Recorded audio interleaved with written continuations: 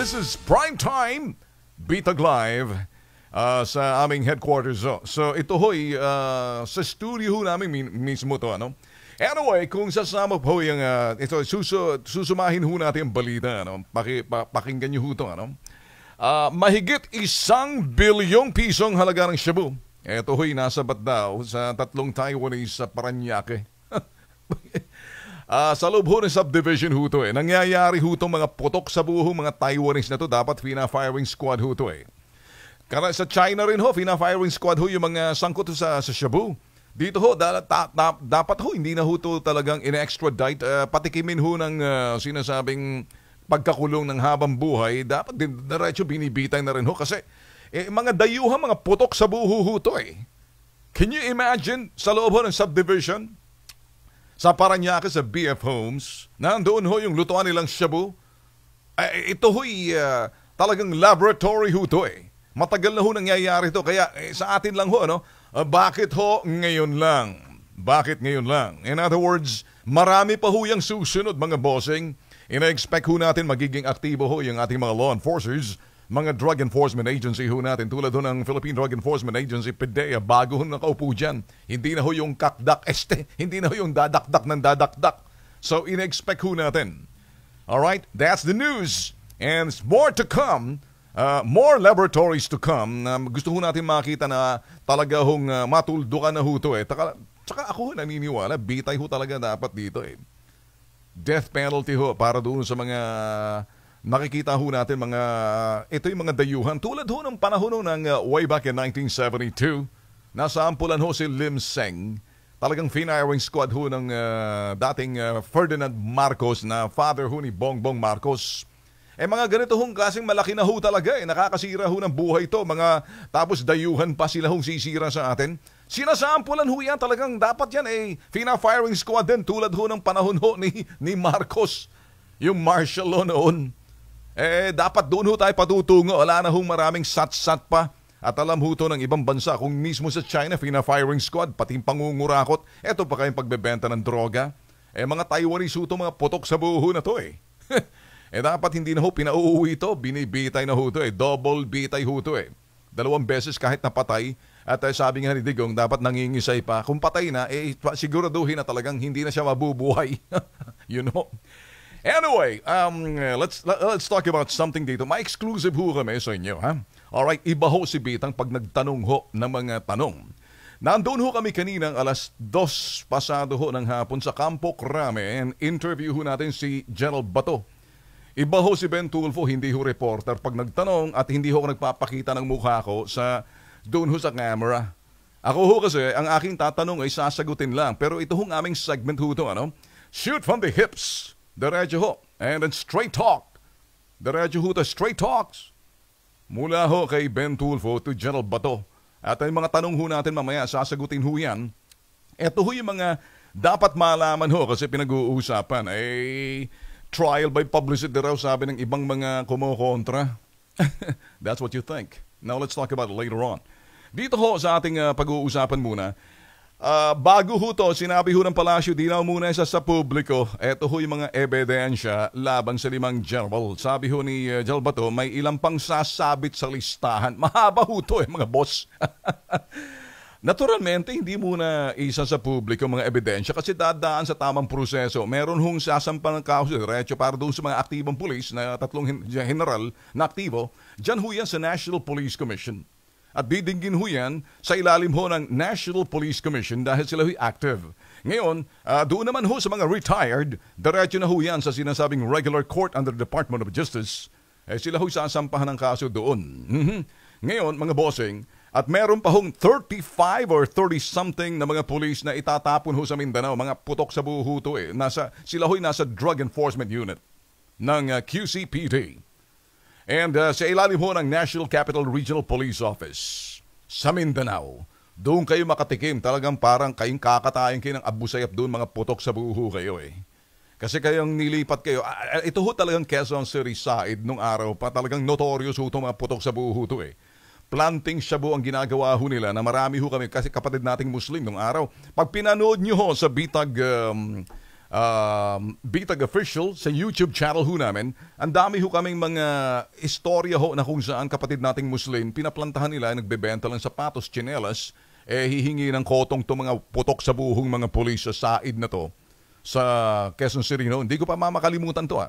At marami ho talagang records ho na masama itong mga QCPD police. Ngayon, titino kayo mga iho de cabron kayo Kung pwede lang ako magmura, mumurahin ko kayo mga iho de cabron. Iho de pulboron. Yun na nga. Para magkatunog na rin Anyway, dito ho tayo. Exclusive ho ito. Iba ho yung tanong natin. Kaninang umaga, sinabi ho natin, hindi ho magsasalita si Digong. Being a prosecutor once upon a time, he knows the business. He knows exactly na ang prosecutors out there to present evidence. Pieces of evidence not based on doubt, not based on suspicion, not based on anything, but based on cold, hard facts, hard evidence, documentary evidence. Pieces of evidence, whether it's video footages or either these are, mga sabihin ho natin, mga papel na talagang uugnay ho doon sa mga sangkot ng mga general na pinangalanan ho ni Digong. Ala naman hong masama sa ginawa ng Presidente, pangalanan agad sa media ang ginawa ho niya, and some people are crying, trial by publicity. It appears that way kasi we will give due, ito naman ho, sabihin na, the legal jurisprudence na sinasabi ho natin na you are innocent until proven guilty in the court of law. Kaya lang, once upon a time, prosecutor ho nagsasalita ho rito, Presidente na ho ngayon, at alam niya ho yan A prosecutor is there to prosecute the accused or the suspect. And then if you prosecute them, you better have hard evidence, pieces of evidence that will link them. Not circumstantial evidence. No. Cold, hard facts, documentary evidence. Sabihin na ho natin, and any other form of evidence in videos, and papers. Alam niyo ho ba? Papunta ho tayo roon. Wag ho kayo mainip. Kaya tayo ho rito mga bossing. Ito ho yung sinasabi nating the culture of tolerance, the culture of dismissiveness, and the culture of permissiveness. Tapos na ho yan This is now the culture of impunity na isinusuka ho natin yung mga gawaing di ka nais-nais, lalo-lalo na kapag ikay law enforcers. Ganon din ho, isinusuka natin yung mga di ka nais-nais na gagawain, kaya kayo mga kongresistang, mga putok sa buhong matatakaw na parang buhaya na mahilig sa lakost. Malit na buhaya yun. Makinig kayo. Manginig na mga bombolyas, mga betlog ninyo. From now on, you listen carefully. There are 35 more local government employees, mayors and governors sa listahan at hindi pa ho muna ilalabas yan. So, kanina ho mga boss, iwan natin ho doon yan. Kanina, eto ginawa ho namin ng interview, kasama ho yung aking mga investigative staff, kasama ho dalawang cameraman, sa Campo Crame mismo sa tanggapan ho ni General De La Rosa. Alas 2 ho ng hapon, natapos ho in 45 minutes yung interview. Ito hong ginawa ho namin, siniguro ho namin, this interview is different because we are an investigative team, investigative media, analytical media, not based on who or what, when, why, and how. That's okay, dahil news yan. Kasi when you listen and watch Bitag Live, more so sa prime time, you can be sure na dito ho, discernment, critically discerning hong kinakailangan ho natin dito para sa mga manonood na kapag yung news o pinag-uusapan, you can go online and watch the news. I mean, these are big time, big networks. So what? Now, sa Bitag Live, this is the difference. Lamang pinag-uusapan ho na, shoot ho from the hips. Tanong ho kay, diretso hong tanong ho namin dito kay General Bato. General, meron bang prior information na na-share sa'yo si Presidente Duterte o ito'y info mula sa kumakatawan ng intelligence community? That's my question, straight to the point. Shoot from the hips. Ang sabi ho ni General, kukunin ko ho na yung mga sentences lang ho, key. Total, mapapanood nyo ho to bukas naman. It's a complete interview, fast-paced. May mga tanong huro naka-run text and then sasagutin niya ho. I don't want to appear myself because hindi ako reporter na kumukuha ho ng interview. Sa akin lang ho, it's being an investigative journalist. And then sabi, we're also accountable and responsible dun sa mga Filipinos watching us overseas. So you'll understand blow by blow. Hindi ho kami yung typical na magtatanong for the news. Sa amin ho rito, it's an investigation, finding out, separating the facts from fiction. And we're trying to make sure that nakukuha nyo ho rito yung hindi ho natatanong sa media. So here we go. Meron bang prior information na na-share sa iyo si Presidente Duterte na ito'y information mula sa kumakatawan ng intelligence community? Alam niyo ho kasing intelligence community, nandyan ho yung NSA, National Security Advisor, National NICA, nandoon din yung ISAP, nandoon ho yan. Ang dami ho dyan eh. Nandyan ho yung Philippine National Police and every other intelligence community working together. May intelligence fund ho yan. Si Digong, hindi kapareho ng ibang mga president. Intelligence fund, hindi ginagamit sa intelligence. Kaya yung kanilang intelligence, mababaw yung IQ, lalo-lalo na yung mga may intelligence fund kay laki-laki. Ewan natin yung mga ibang presidente nakaraan. Iba ho ang pinagagamitan si President Digong, iba ho eh. So sabi niya, the PNP is the only one of the sources of intelligence and information that goes to the President. Napakarami pong access sa Presidente sa impormasyon, he's the President, na maraming intel community sa Pilipinas. Nakita niyo ba ang sagot? Kasi hindi niyo makikita sa media to eh. At hindi niyo makikita sa news media. Hindi sa nais naming maiba, kundi iba ho. Yung line of thought ho namin kasi doon ho sa mga issues na kasalukuyan, mainit, ano bang pinangahawakan ni Digong? Bakit ganun kalakas na walang pakundangan pinangalanan? Hindi lang yung 3 kundi 5. Nasagot na ho kasi sa akin, ano bang pinanghawakan ni President Digong? Well, marami siyang intelligence community na may intelligence fund ho yan. Hindi ho yung kapareho ng iba. Ewan natin kung intelligent ba ang gumagamit ng mga intelligence fund. Dito sa President Digong, intelligent ho to eh. And he knows exactly how to use the intelligence fund, much more to fund the intelligence community, which is responsible and accountable to the President and to the 17 and more. Kasama na ho yung ibang bumoto sa ibang presidente. Iisahin ho natin, ito ho yung presidente ho ng Republic of the Philippines. So nakita niyo no? Mula ho to sa mga interview ho namin, direct ho to. Mapapanood niyo to bukas. Sa aming show doon ho sa website din ho namin. Kumbaga, ito live stream. And at the same time, uploaded na ho, na complete ho yun.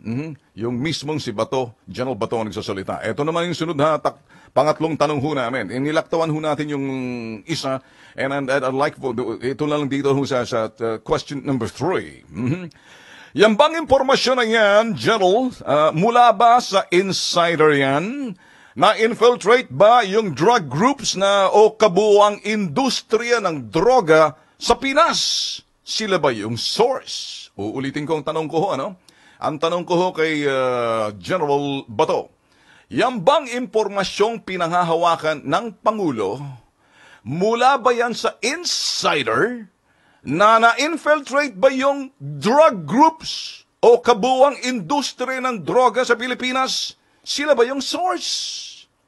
Sabi ho ni General Bato, yes, because nakikita ng mga personalidad doon sa drug business, nakita nila ang presidente determinado. Kaya ilan sa kanila na nag-aalangan sa kanilang buhay. Kaya ito ho yung malaking posibilidad na some of them are turning to the president discreetly para mas safe, maging ligtas yung buhay nila. Yung mga impormasyon na yan, like for example, yung mga information natin na nanggagaling sa Bilibid. Ano hong Bilibid? National Bilibid Prison, Muntinlupa. Some of them are coming from themselves. Sino ba nandoon? Mga drug lords at mga miyembro ho ng drug syndicate. You get it? Now that's the way we ask question. Kasi para hindi ho kayo mangangapa sa dalim. Meron bang, ano bang pinangahawakan ng presidente natin na bakit ganong kalakas na lang ang kanyang pananalita, alam pakundangan with impunity and with audacity, pangalanan yung hindi lang 3, kundi 5. You get it? Oh, ito na ho yung ating sinusunod-sunod ho natin para makita nyo ho. Ano? So, anyway, mapapanood nyo bukas sa amin yan. Exclusive ho yan. Exclusive ho yan ang mga tanong na yan ni Bitag himself. But you don't see me in the camera. You see me there coming into the office, shaking hands. At marami pa ho kaming pinag-uusapan about crime prevention infrastructure, about, Pinoy cops soon. And then, marami ho kaming mga tanong na ito'y importante na papanahon ho to eh. Ito naman, sa impormasyon ba yan o intel na ibinigay sa Pangulo, may compromise ba out of fear and out of self-preservation?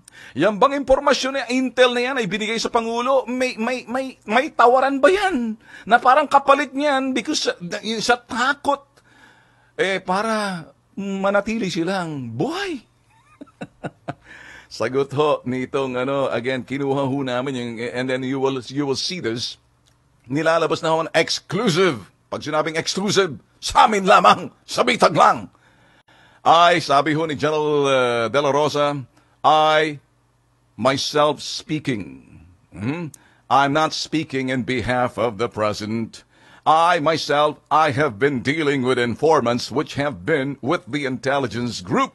I've been with the intelligence group. Most of the informant na pumapasok na number request nila to keep their identity ay nilang malaman. So, in other words, ito yung mga informante na to, karamihan sa kanila, then they'd like to keep their identity secret na ayaw nilang ipaalam kasi baka matigok din sila sa loob ng bilangguan ng New Bilibid Prison. You get it? So in other words, the right to self-preservation, ang lagay, gusto mong mabuhay pagkatapos nanira ka ng buhay ng maraming mga Pilipino, pagkatapos ganun na lang, pwede kang lumuhod, pwede kang sige boss, pwede ba? Kapalit nito, bibigay namin impormasyon.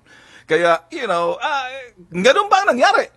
Sabi ni De La Rosa, General De La Rosa, ni General Bato, I'll be speaking for myself. I'm not gonna be speaking on behalf of the President. But otherwise, mamimiligrom buhay nila eh. Nitong mga nagbigay ng impormasyon, saan galing? Saan pa ba? Hindi ba kasasabi lang natin?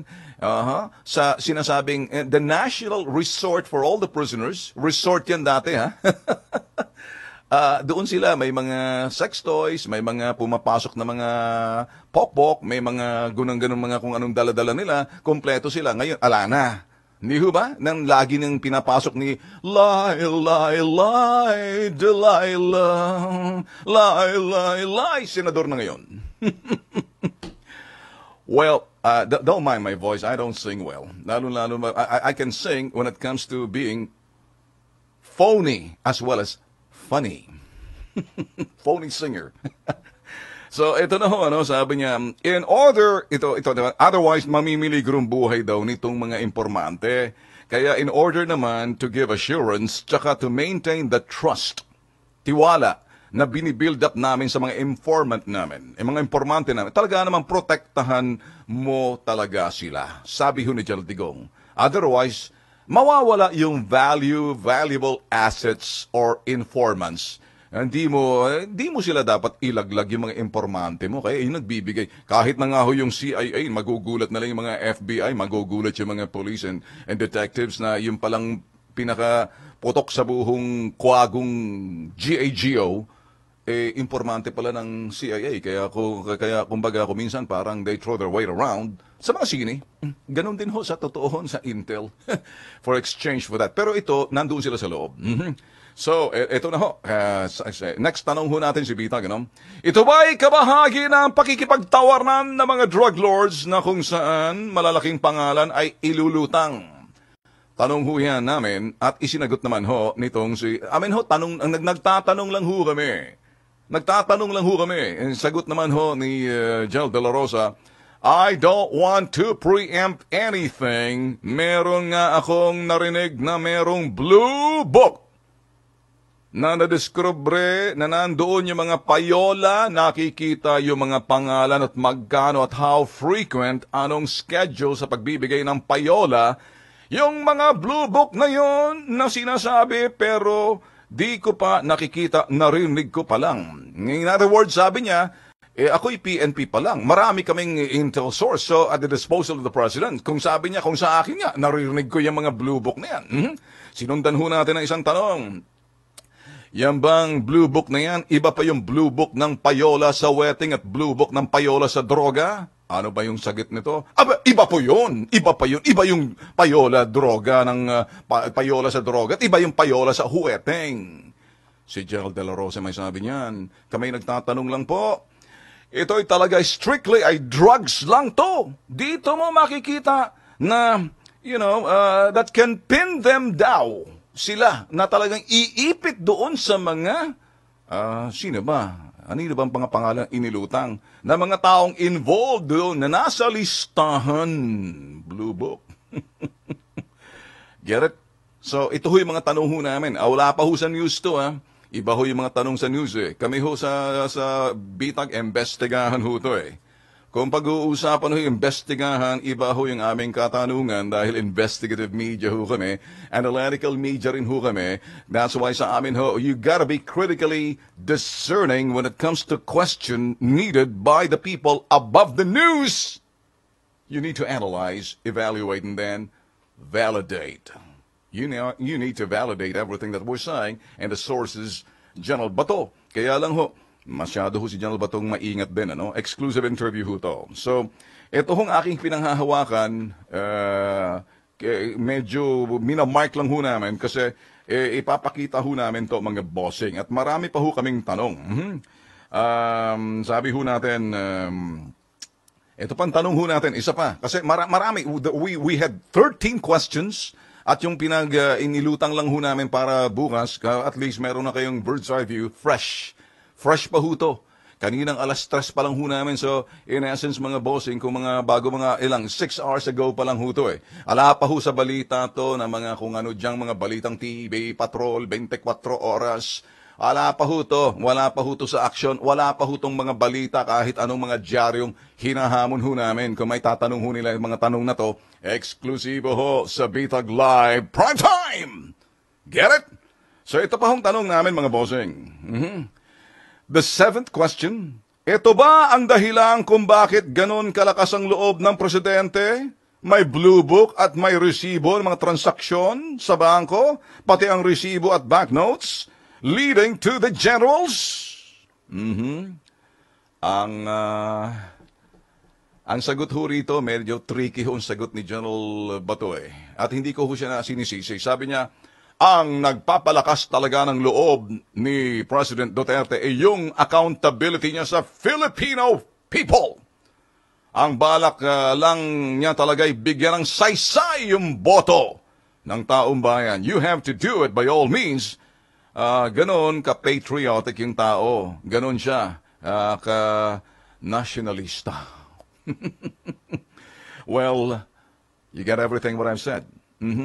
And of course, labang, isa-isahin pa natin. Kasi iba ho itong aking sinasabi. Kasi ito ho yung mga excerpt ho namin na sinala ho, ready for showing ho to bukas sa programa ho nating Bitag Live sa umaga.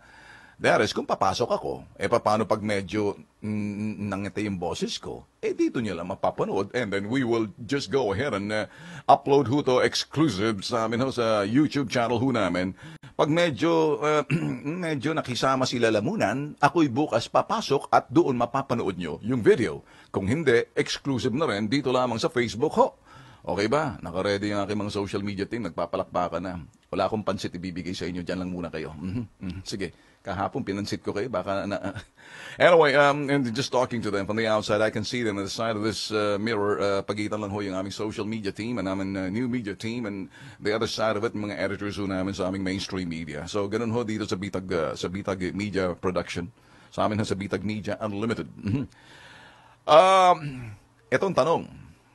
Importante ho ito, Ilang porsyento kaya, General, ang tibay ng dokumento, yung percentage ng tibay ng dokumento, ilang porsyento kaya yung tibay ng dokumento kapag isa lang na sa regular court? At maging matagumpay ba na makukonvict yung mga sangkot na general? base doon sa pinanghahawakan ni Digong.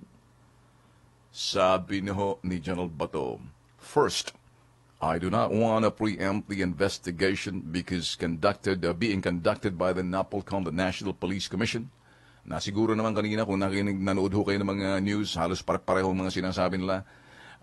But the result ng investigation ay kakandak ng NAPOLCOM will say a lot.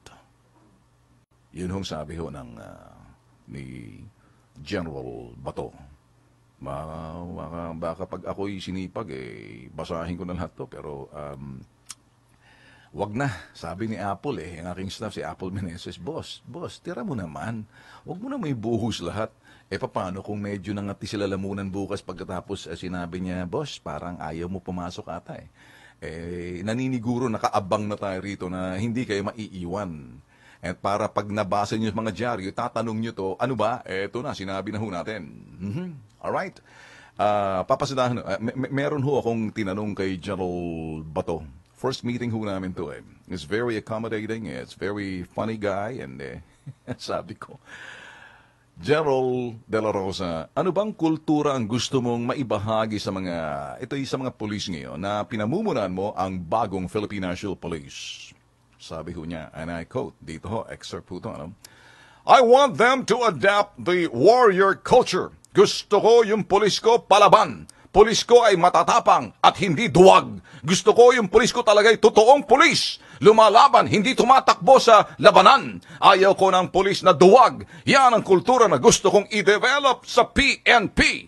Pero hindi naman yung pulis na abusado, hindi yung pulis na sumobra naman yung bayag, singlaki ng baseball, hindi lang singlaki ng basketball. Hindi sinabi yun. Sabi, at wala nang kinalalagyan yung kanyang bayag, kaya kinakailan yung bayag, tama-tama lang. Wag naman yung jackstone ball na bayag, hindi baseball na bayag, yun, okay yun. Kasi kung hindi, pa-opera ka na, lose-lose na yun. Kailangan talaga yung kung saan lang dapat. Hindi nagkakalansingan. Hindi naman yung sumusobra, bordering to abuse. Sa akin lang, matapang ka. Tama lang yung tapang na kinakailangan. Siyempre, natural, pag matapang ka sa tama at iginagalang ka. Yun ho And then, abangan yung aming exclusive. When I say exclusive because exclusive ho kami pag nagtanong. Iba ho kami, investigative media ho kami, analytical media ho kami. We are basically, pagdating analysis, from the word analytical analysis, evaluating and then validating every information. So lamang na ho kayo Kung kayo ho'y laging subaybayan ho ang Bitag Live primetime sa gabi, no holds barred ho to Social media ho to But we carry the badge of, really a true blue investigative journalist. True blue. Pagdating ho doon kahit nasa social media ho kami, pagdating naman sa aming mainstream media, the more that we carry the badge, proud and, with respect carrying it. So, yan ho, para doon ho sa exclusive interview, abangan nyo ho, just in case hindi nyo ho mapanood bukas, kung sakaling sila lamunan ay nakisama sa akin bukas, subscribe to Bitag Official. It's free sa YouTube channel ho namin. Para, you know what? You will be always notified by YouTube itself. Now, you just click that subscribe button. Pagkatapos, lahat ho na ginagawa namin, you will be notified. Hindi ka pwedeng mahuli. Anumang sino ka mang Pilipino sa amang parte ng mundong ito, kahit sa Pilipinas, wala hong pwedeng mahuli. You can't miss a single beat of the heart.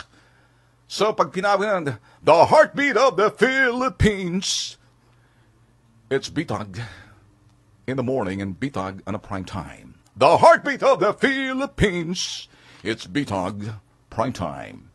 And Bitag Live sa umaga, Bitag Live prime time.